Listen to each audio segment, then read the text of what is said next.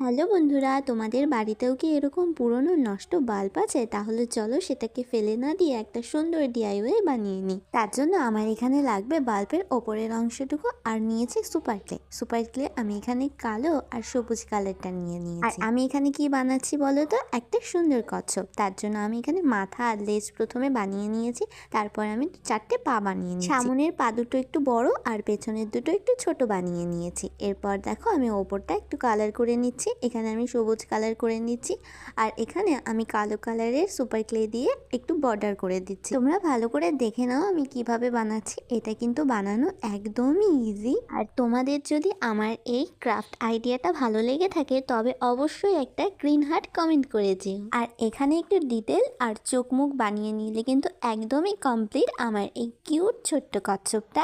তোমাদের কেমন লাগলো আমার এই আজকের ক্রাফটটা অবশ্যই জানিও। আর এরকম কিউট ক্রাফট আইডিয়া দেখার জন্য অবশ্যই আমার চ্যানেলটাকে সাবস্ক্রাইব করে রেখো।